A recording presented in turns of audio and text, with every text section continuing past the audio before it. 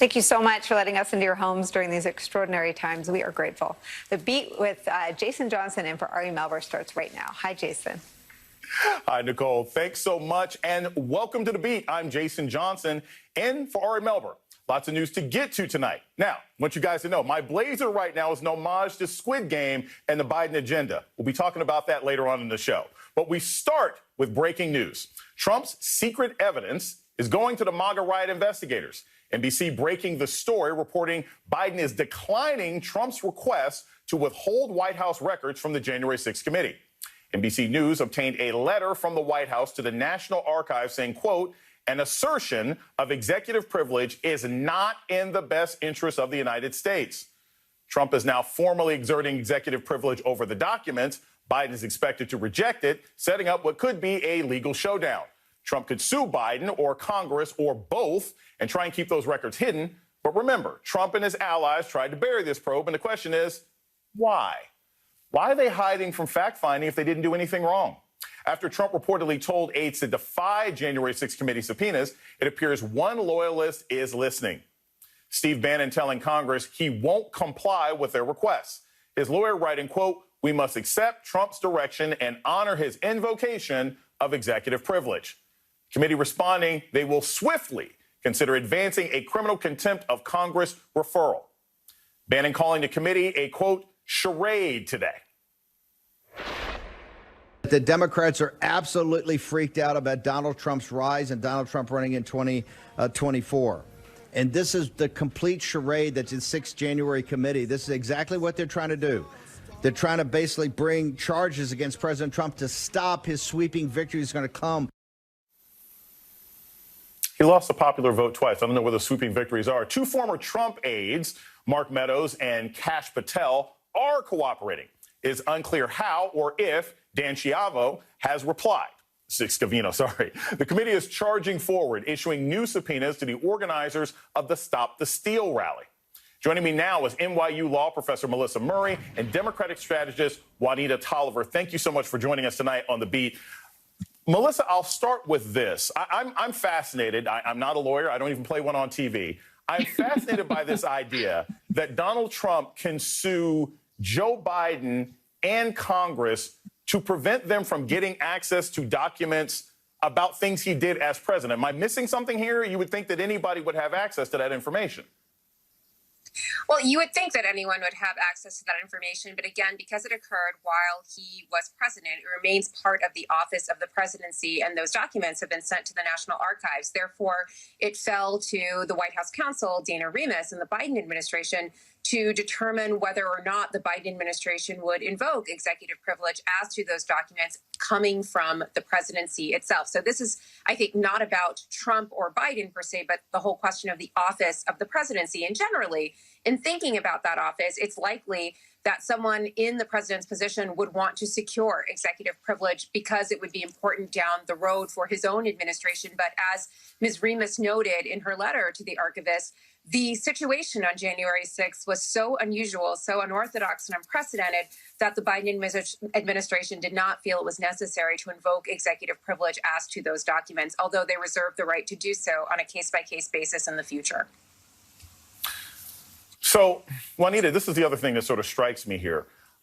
From a political standpoint, where does the rest of the Republican Party stand on this kind of lawsuit? Are they going to go outside? You know, is it good for them strategically to say, yes, we want Donald Trump to sue Congress and we want Donald Trump to sue the current administration? Or is this the kind of thing where they want to back off, let the former president do what he needs to do because they're more concerned about being obstructionists in Congress? I'm just wondering if this is a ticking time bomb that doesn't make sense for the Republican Party to touch.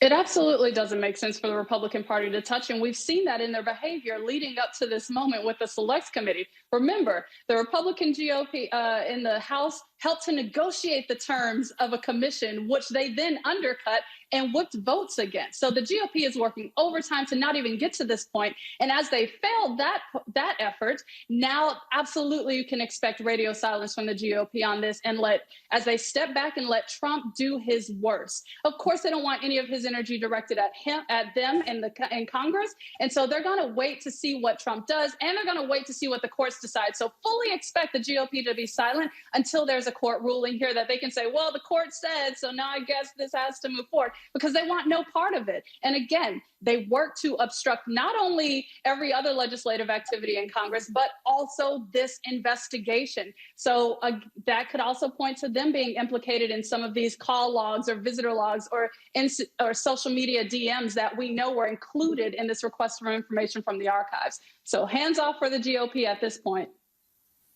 As Juanita sort of alluded to, treason goes down in the DMs. So I want to play this audio from Dick Durbin, who's talking about not only how important this investigation is, but how dangerous it is for people to ignore subpoenas from Congress. And Melissa, I'll get your thoughts on the other side.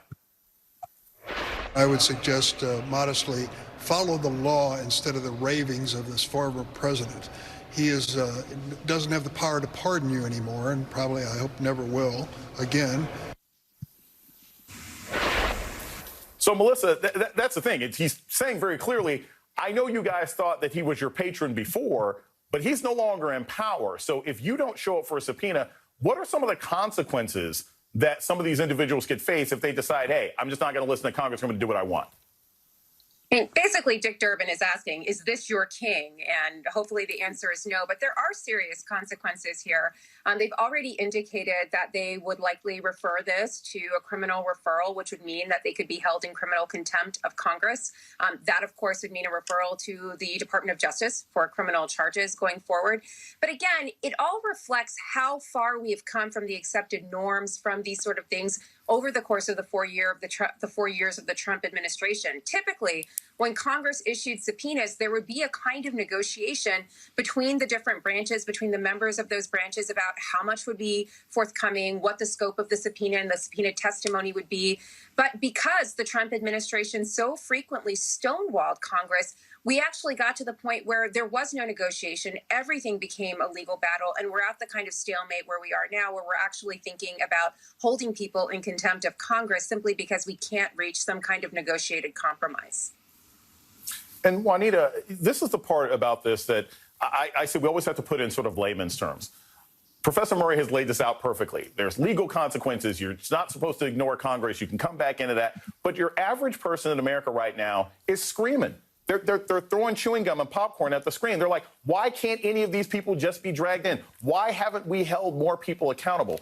What's it going to look like to your average voter out there if 3, 4, 5 months from now, these people are still stonewalling subpoenas? Doesn't it kind of make the Biden administration look feckless and impotent in the face of people who are willing to overthrow our government?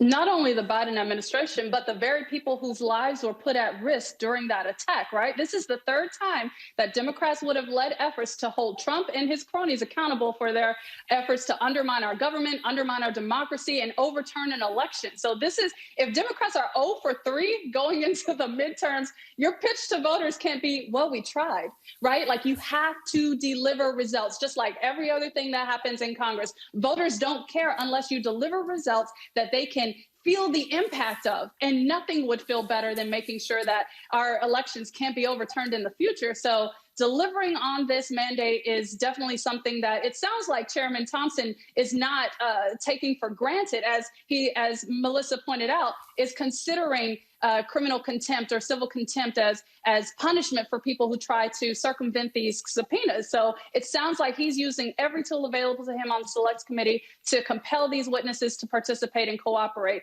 And that is absolutely something that voters will pay attention to and appreciate.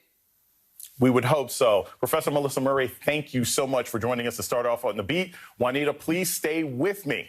Start now. Trump's 2024 flirtation is rattling the GOP. He's heading back to Iowa tomorrow, a rally at the state fairgrounds. And look, any stop in Iowa is noticed. He's not just going there for the, freeze-dried buttercorn at the state fair. His super PAC has an odd new slogan, quote, "Make America Great Again, Again." That is not a typo. But as the New York Times points out, it's getting a little awkward, with Republican presidential hopefuls afraid to cross the 2-time popular vote loser and twice impeached Florida retiree. And Trump is already throwing shade. Is a Republican like Ron DeSantis in the primaries? What would it take for you to beat him? Well, number one, I don't think I will face him because I don't see that. If I did it, I don't see that. I think most people would drop out. I think he would drop out. And if I faced him, I'd beat him like I would beat everyone else. Joining me now is Kurt Bardella, DCCC advisor and former spokesperson for the House Oversight Committee and official backbone of the Democratic Party. And Juanita Tolliver is still with us. Kurt, I'm going to start with you because we obviously were dressed by the same people today. What actually does the Democratic Party, I want to start with the Democrats here. What does the Democratic Party have to think about if we're running into the possibility of a Donald Trump running again? Because quite frankly, I think most Republicans are going to be cool with it. But the Democrats have to recognize that this guy brings out a loyalty on the part of Republicans that will make anything possible, from electoral violence to cheating at the polls. Yeah, and that's why, Jason, I think that the single most important piece of legislation that Democrats in Congress need to move forward is voting rights. Because we already know that Republicans with Trump at the helm will do anything and everything they can to make sure that people who look like us can't vote in elections.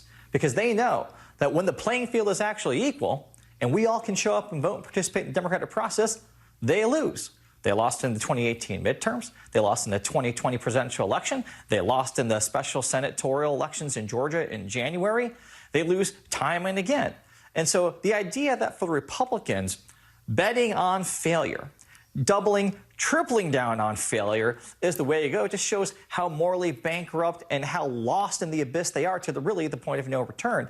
And so it is incumbent upon Democrats, while they have the reins of power, while they have the House, the Senate, and the White House, to put as many safeguards in place as possible to protect against what we know will happen with Republicans. They will try to steal an election. They will try to stop people from voting. They will try to foment violence and disturbances and a repeat of what we saw on January 6th. January 6th, Jason, was a dress rehearsal for what they intend to do in 2022 and 2024. And the only thing that will stand in their way is congressional and Democrats in the Biden administration. And that has to be priority 1, 2, and 3. Juanita, we have recent reports that say that Republicans are actually trying to, and some of Trump's aides were trying to talk him out of announcing for 2024 already. This is what I think I'm curious about from this standpoint. Does it really matter? Because if everybody else in the Republican Party is basically holding their powder until Donald Trump decides what he's going to do, it doesn't matter if he announces tomorrow. It doesn't matter if he announces over Christmas. It doesn't matter if he announces in November of 2022 or 15 minutes before Iowa caucuses. No one else in that party is going to move until him, correct? I think that sounds about right, Jason, right? No one has the gall to step out of line when someone like Trump is threatening you in the way that he does. But let's keep in mind, there's a lot of space between now and 2024, including the midterms, which Republicans could actually implode on. He doesn't want that negativity around his neck. He doesn't want that weight of delivering on his back, because let's be real, he only cares about number one.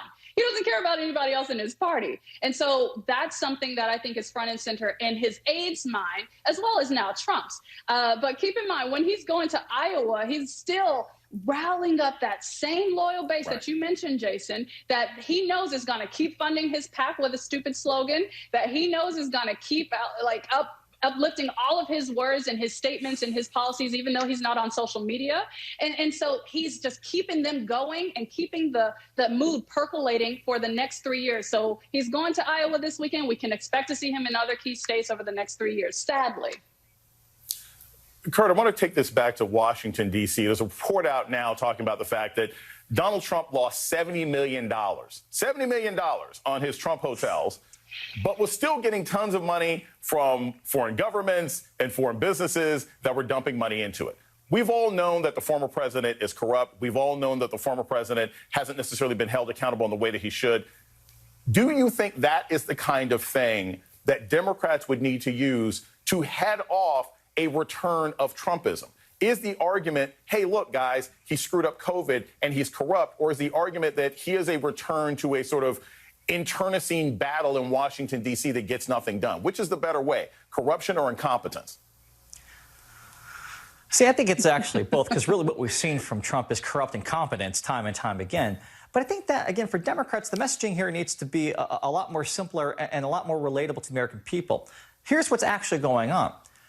The Republican Party, led by Donald Trump, and their culture of corruption, they are playing by one set of rules, while the rest of the American people have to play by a different set of rules. There is a vast gulf between the two. And the system that they have set up, this rigged system where they get enriched on the backs of everybody else, that's what we need to hone in on. That's what we need to expose. That's what we need to focus on. It's not just about whether it's a Trump hotel or a Trump property. It's about how they use the reins of government. Government that should be there to make people's lives in this country better, how they use it to enrich themselves while you suffer, while you don't make a living wage, while you can't get a decent job, while you can't pay off your student loans, while you can't afford prescription drugs and healthcare costs. We have to make it relatable to the American people. A lot of this stuff always gets kind of trapped in that inside baseball speak. And people kind of roll their eyes a lot of times when we talk about investigations and we talk about things in Washington. We have to draw the line back to the American people, why this matters to them. It is about fairness. It is about playing by a similar set of rules, leveling the playing field. And these are things that I think the American people understand. I want to point out that even though we're doing a segment later on in the Squid Game, me and Kurt did not plan these outfits. The fact that he's dressed like the bad guys from the show was not planned at all. He didn't text me that. Kurt Bardella and Juanita Tolliver, thank you so much for joining us today.